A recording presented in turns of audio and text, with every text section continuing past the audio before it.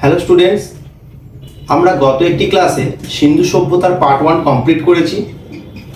আজ সিন্ধু সভ্যতারই পার্ট 2 নিয়ে আলোচনা করব এবং সর্বশেষে এই সিন্ধু সভ্যতা থেকে বিভিন্ন এক্সামে কি কি প্রশ্ন এসেছে সেই সমস্ত কিছু প্রশ্ন নিয়ে আলোচনা করব। শুরু করছি আজকে সিন্ধু সভ্যতার পার্ট 2 এর আলোচনা।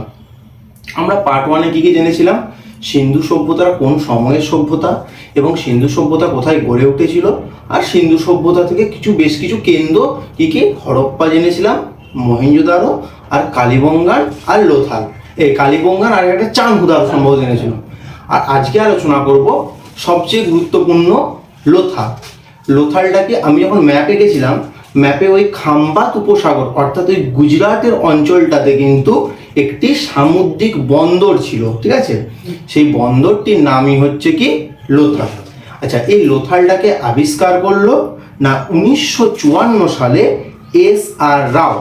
1954 সালে এস আর রাও গুজরাটের ভোগাবর নদীর তীরে কিন্তু সিন্ধু সভ্যতার এই একটা কেন্দ্র যেটা লোথাল সেটা কিন্তু আবিষ্কার করা হয়েছিল। তাহলে এখানে প্রশ্ন আসতে পারে লোথাল কত সালে আবিষ্কার হয়েছিল এবং 1954। আর কে আবিষ্কার করেছিল? এস আর রাও। আচ্ছা, লোথালে কি কি পাওয়া গেছে না ধান চাষের প্রমাণ, অর্থাৎ সিন্ধু সভ্যতা আমি বলেছি যে ওদের প্রধান অর্থনীতি ছিল কিন্তু কৃষিকাজ, তাই তো? সেখানে যে ধান চাষ হতো তার কিন্তু নিদর্শন পাওয়া গেছে। কি পাওয়া গেছে না ধানের দেখবি যেটা তুষ বলে, ধানের থেকে যদি ধানের চালটাকে বের করে নিচে খোসাটা থাকে না, ওইটাকে তুষ বলে। ওই ধানের তুষের কিন্তু নিদর্শন পাওয়া গেছে সিন্ধু সভ্যতার লোথালে। আর কি না বিশ্বের প্রাচীনতম বন্দর। আমি যখন বলেছিলাম সিন্ধুর কতগুলো কি বন্দর কেন্দ্র কোনগুলো ছিল না, এদিকে বালাকোট ছিল, আলাদিনহ ছিল, সুতকাচন্দর ছিল এবং লোথাল ছিল। তাহলে লোথালটা হচ্ছে একটি বন্দর এবং সর্বপ্রাচীন যদি বলা হয় থাকে বন্দর কোনটা ছিল সিন্ধু সভ্যতার? লোথাল। আর কি না জাহাজের ছবিযুক্ত শিল। সিন্ধু সভ্যতায় অনেক শিল পাওয়া গেছে। শিল কি না আমি আগের ভিডিওতে বলেছি যে স্টিয়াটাইট নামক একটা নরম পাথরের ওপর অনেক কিছু খোদাই করা থাকতো, সেটাই তো শিল। সেরকম একটা ওই স্টিয়াটাইট পাথরেতে জাহাজের ছবি কিন্তু আঁকা রয়েছে, এরকম একটা শিল পাওয়া গেছে। যেহেতু বন্দর একটা নগর বা বন্দর শহর, হ্যাঁ, তাহলে তো ওখানে ছবি অবশ্যই জাহাজের পাওয়া যাবেই যাবে। আর কি ছেলে ও মেয়ে একসাথে কবর দেওয়া, অর্থাৎ ডবল বুরিয়াল। আমরা যখন হরপ্পা কেন্দ্র আলোচনা করছিলাম তখন বলেছিলাম কি ওখানে যে কবর বা সমাধি দেওয়ার স্টাইলটা ছিল কিন্তু R37 এবং H, অর্থাৎ উত্তর দিকে সমাধিতে উত্তর দিকে তাদের মৃতদেহের মাথাটা রাখা হতো এবং পাগুলো দক্ষিণ দিকে রাখা হতো। আর তার সাথে সাথে একটা সাধারণ মানুষের নিত্য প্রয়োজনীয় যে সমস্ত জিনিসগুলো প্রয়োজন সেই সমস্ত জিনিসগুলো কিন্তু কবরে দেওয়া হতো। সেটা হচ্ছে হরপ্পায়।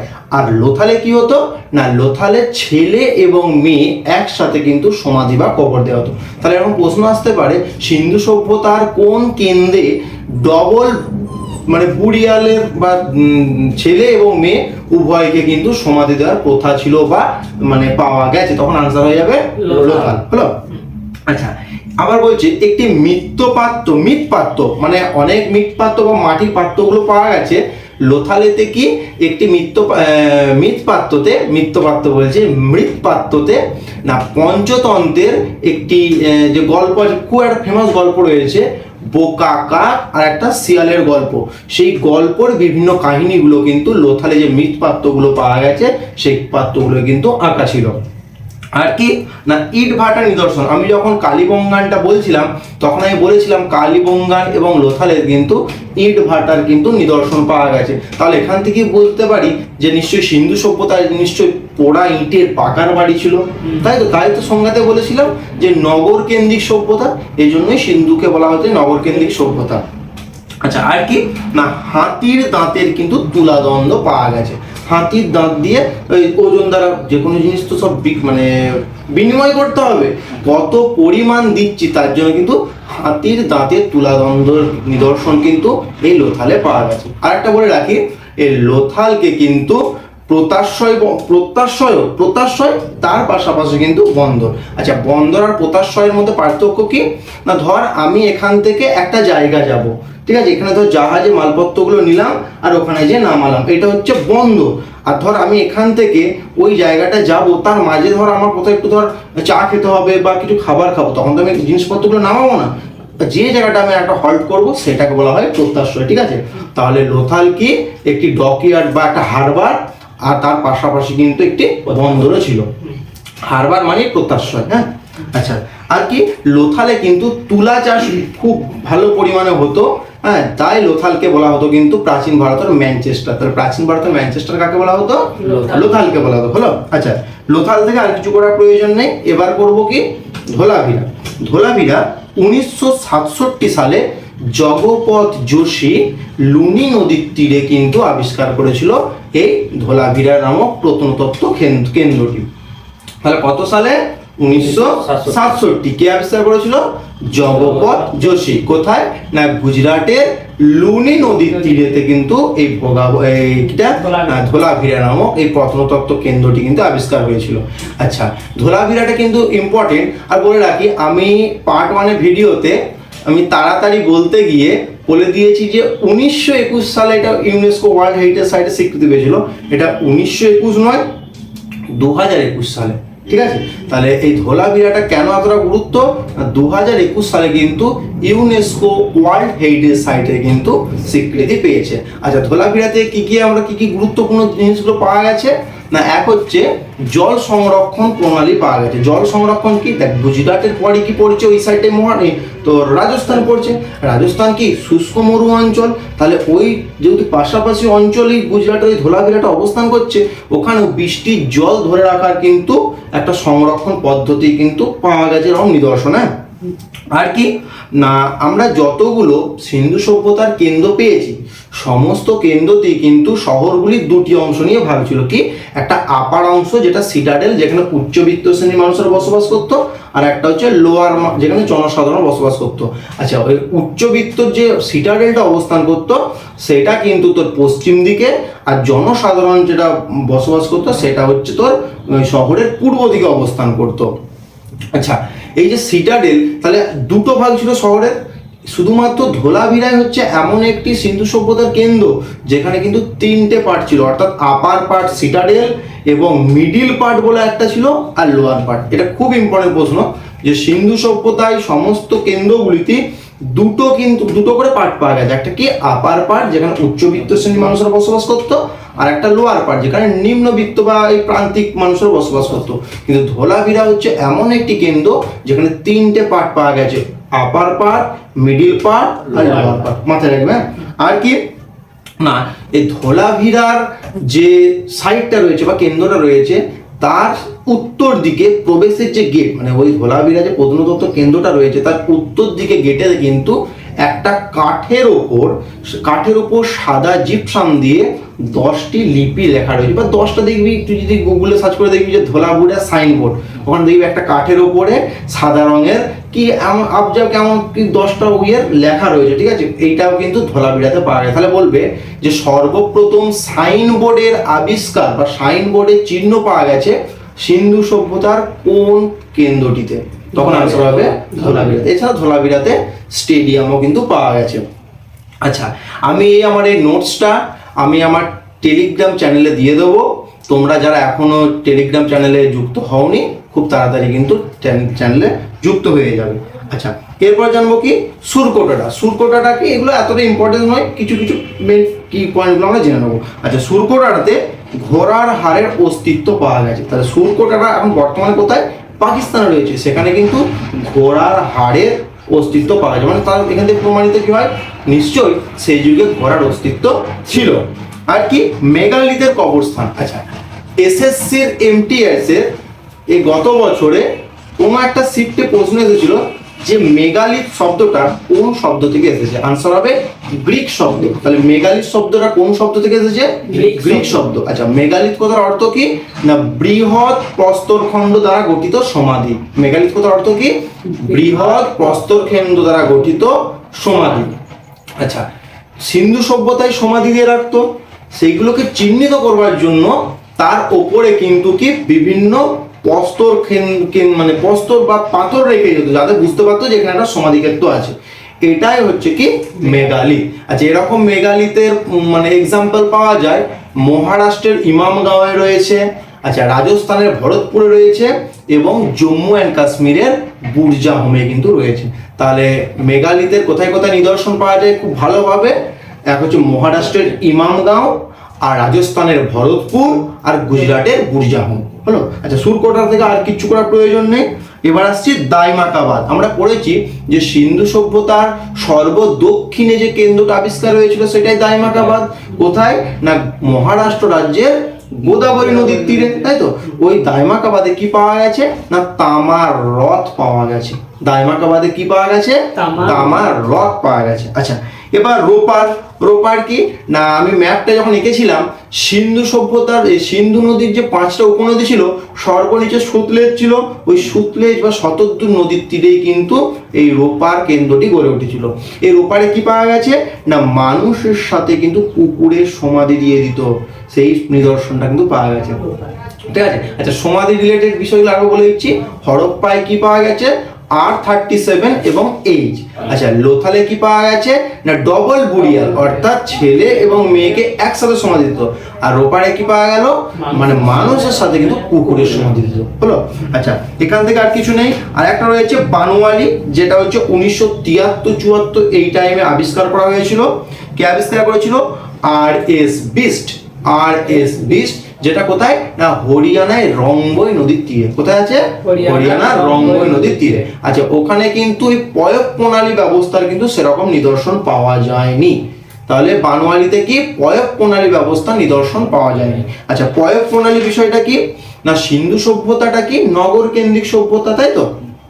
প্রতিটি বাড়ির থেকে কিন্তু নর্দমার জলগুলো এসে রাস্তাতে আছে পাকা বড় রাস্তা, রাস্তার সাইডে আছে পাকা বড় ড্রেন, সেখানে কিন্তু মিশে যেত, বুঝতে পারছিস।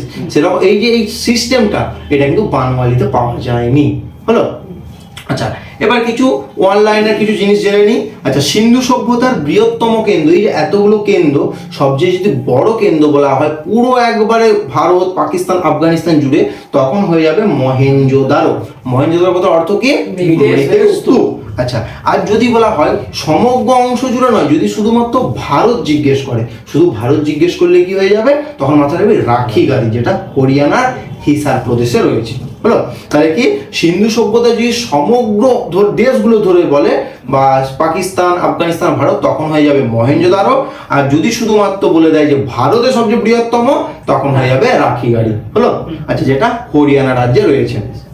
আচ্ছা ভারতে এই যে এতগুলো কেন্দ্র আছে, সব থেকে যদি বলে কোন রাজ্যে সবচেয়ে বেশি সিন্ধু সভ্যতার কেন্দ্র আবিষ্কৃত হয়েছিল, মাথায় রাখবি গুজরাট। গুজরাট রাজ্যে কিন্তু সবচেয়ে বেশি সিন্ধু সভ্যতার প্রত্নতাত্ত্বিক বা প্রত্নতত্ত্বের যে খনন কেন্দ্রগুলো সবচেয়ে রয়েছে কিন্তু গুজরাট রাজ্যে। আচ্ছা সিন্ধু সভ্যতার লোকেরা কি কি জানতো না না লোহার ব্যবহার জানতো না, আর কি আখের ব্যবহার জানতো না। আখ চাষ কিন্তু সিন্ধু সভ্যতার লোকেরা জানতো না, আর লোহার ব্যবহার জানতো না। আচ্ছা সিন্ধু সভ্যতাটা কি না প্রথমে আসছে কি প্রাগৈতিহাসিকটা প্রস্তর যুগ, প্রস্তরের পর কি আসছে তামার ব্যবহার শিখলো, তামার পাশাপাশি তামার সাথে আরো টিন যখনই মিশিয়ে দিল তখনই ব্রোঞ্জ তৈরি হয়ে গেল। তাই এই তোর সিন্ধু সভ্যতাটা কিন্তু ব্রোঞ্জ এজের সভ্যতা বা চ্যালকোলিথিকও বলা হয়ে থাকে। ঠিক আছে। তাহলে সিন্ধু সভ্যতা কোন যুগের? তাম্র ব্রোঞ্জ যুগের বা চ্যালকোলিথিক এজের কিন্তু সিন্ধু সভ্যতার সভ্যতা। হ্যাঁ আচ্ছা এই সভ্যতায় যে বৌস্টেফেডন লিপির ব্যবহার করতো। বৌস্টেফেডন লিপিটা কেমন? আমরা যখন কোনো কিছু লিখি বাম দিক থেকে ডান দিকে লিখি, পরের লাইন আবার বাম দিক থেকে ডান দিকে, আবার বাম দিক থেকে ডান দিকে। কিন্তু সিন্ধু সভ্যতায় যে লোকেরা লেখালেখি করতো প্রথমে বাম দিক থেকে ডান দিকে লিখলো, তারপরের লাইনে ডান দিক থেকে বাম দিকে, আবার তারপরের লাইনে বাম থেকে ডান, তারপর ডান থেকে বাম। এই যে স্টাইলটা এটা যে বৌস্টেফেডন। হ্যাঁ এই বৌস্টেফেডন লিপির ব্যবহার কারা করতো? সিন্ধু সভ্যতার অধিবাসীরা। আচ্ছা এবার আসি আমি প্রথমেই বলেছিলাম যে মেসোপটেমিয়া বা সুমেরুর সাথে কিন্তু মিশরের সবচেয়ে বেশি বাণিজ্যটা চলতো। চৈনিক সভ্যতার সাথে কিন্তু সেরকম বাণিজ্যের যোগসূত্র গড়ে উঠতো না। আচ্ছা হরপ্পার বণিকদেরকে কি বলা হতো? হরপ্পাতে বা সিন্ধু সভ্যতায় যারা এই ব্যবসা বাণিজ্য করতো এই বণিকদেরকে বলা হতো পণি। মাথায় রাখবি। তাহলে হরপ্পা সভ্যতার যারা ব্যবসা বাণিজ্যের সাথে যুক্ত থাকতো তাদেরকে কি বলা হতো? পণি বলা হতো। আর ওই যে মেসোপটেমিয়ার সাথে যে হরপ্পার লোকেরা ব্যবসা বাণিজ্য করতো, ওই মেসোপটেমিয়ার লোকেরা কিন্তু হরপ্পার অধিবাসীদেরকে মেলুহা বলতো। কি বলতো? মেলুহা। তাহলে হরপ্পার বণিকদেরকে বলা হতো পনি, আর মেলুহা কি না হরপ্পার লোকেরা, হরপ্পের লোকেদেরকে ওই মেসোপটেমিয়ার লোকেরা মেলুহা বলে ডাকতো। ঠিক আছে। আচ্ছা, এটা কি নগর কেন্দ্রিক সভ্যতা, আর কি মূলত মাতৃশক্তির পূজা করত। আর হরপ্পা সভ্যতার লোকেরা কিন্তু তুলা চাষ করতে জানতো, তাই তো লোথালকে ভারতের ম্যানচেস্টার বলা হতো। তুলা চাষ করতে জানতো, আর সেই তুলাকে গ্রিকরা কিন্তু সিন্দন বলে ডাকতো। তাহলে প্রশ্ন আসতে পারে যে তুলাকে গ্রিকরা কি বলে ডাকতো? সিন্দন বলতো। হ্যাঁ, আচ্ছা, এবার সিলের স্টাইল গুলো যায়। সিল মানে কি? একটি নরম পাথরের উপর বিভিন্ন কিছু লেখালেখি থাকতো, সেগুলো কি সিল বলা হয়ে থাকে। আচ্ছা, আগে বলেছি এই সিলটা কোন পাথর দিয়ে তৈরি? স্টিয়াটাইট পাথর। এসএসসি সিজিএল এক্সামে এসেছে যে সিন্ধু সভ্যতার যে লোকেরা যে সিল ব্যবহার করতো, সেই সিলটা কোন পাথর দিয়ে তৈরি? স্টিয়াটাইট। হ্যাঁ, এসএসসি সিজিএল এর পিওয়াইকিউ প্রশ্ন এটা। আর কি না সিলগুলো ম্যাক্সিমাম মানে বিভিন্ন হতো, আয়তকার হতো, স্কোয়ার শেপ হতো, ম্যাক্সিমাম কিন্তু স্কোয়ার শেপের কিন্তু সিলগুলো ছিল বা বর্গাকার আকৃতিযুক্ত সিলগুলো ছিল। আর সিলগুলোতে যদি বলে কোন প্রাণীর ছবি সবচেয়ে বেশি পাওয়া যেত, মাথায় রাখবি ইউনিকর্ন, আর হচ্ছে কুচযুক্ত কি ষাঁড়, ষাঁড় আর হচ্ছে ইউনিকর্ন হলো এই দুটো প্রাণীর ছবি কিন্তু সব থেকে বেশি সিলে পাওয়া গেছিল।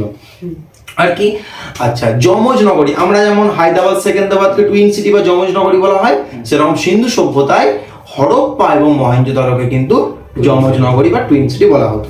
আচ্ছা, সেই সময়কার মানুষেরা সুতির বা রেশমের বস্ত্র তারা পরিধান করত। আচ্ছা, এখন যেমন টু স্কার্ট হয় না মেয়েদের, সেরকম তখনকার দিনে তো মেয়েরা মানে যে ছেলেটা যে পোশাকগুলো পরতো সেটাও কিন্তু দুটো কাট হতো। ওপর পাটটাকে বলা হতো নিধি, হ্যাঁ উপর পাটটাকে বলা নিবি, নিবি ওপরটাকে বলা হতো নিবি, আর লোয়ার পাটটাকে বলা হতো পরিধান। হলো তো সিন্ধু সভ্যতার লোকেরা বা মেয়েরা যে পোশাক পরতো তারা কি না দুটো পার্টে বিভক্ত ছিল, ওপর পার্টটাকে বলা হতো নিবি আর লোয়ার পার্টটাকে বলা হতো পরিধান। আচ্ছা, এবার নারী পুরুষ সকলেই কিন্তু অলংকার ব্যবহার করতো, গয়নাগাটি কিন্তু ছেলেরাও করতো মেয়েরাও করতো। আর কি মন্দিরের কোনো অস্তিত্ব পাওয়া যায়নি সিন্ধু সভ্যতায়, মন্দিরের কোনো অস্তিত্ব পাওয়া যায়নি। আর মূল অর্থনীতির মূল ভিত্তি কি ছিল? কৃষিকাজ। যখনই আমরা এরপরে বৈদিক সভ্যতা পড়বো, বৈদিক সভ্যতায় দেখবি মূল অর্থনীতির ভিত্তি কিন্তু পশুপালন হয়ে যাবে, কৃষিকাজও করবে। এই সভ্যতা মানুষেরা কৃষিকাজের সাথে সাথে পশুপালনও করেছিল, কিন্তু মূল অর্থনীতির ভিত্তি ছিল কিন্তু কৃষিকাজ। হলো আচ্ছা, সিন্ধু সভ্যতা এরপরে আসছে বৈদিক সভ্যতা। কোনো কোনো ঐতিহাসিক বলছে আর্য জাতির আক্রমণের দ্বারা ধ্বংস হয়ে গেছে, কোনো কোনো মানে ইতিহাসবিদ বলছে যে তোর ভূমিকম্প, এই সমস্ত কারণে কিন্তু ধ্বংস হয়ে গেছে। আচ্ছা, সিন্ধু সভ্যতা থেকে আর কিছু করার প্রয়োজন নেই। আচ্ছা, সিন্ধু সভ্যতা থেকে কিছু প্রশ্নগুলো করে রেখেছি, সেগুলো একটু আমরা আলোচনা করি। সর্বপ্রথম প্রশ্ন, নিম্নলিখিত কোন দেশে সিন্ধু সভ্যতার কেন্দ্র সর্তুঘায় অবস্থিত ছিল?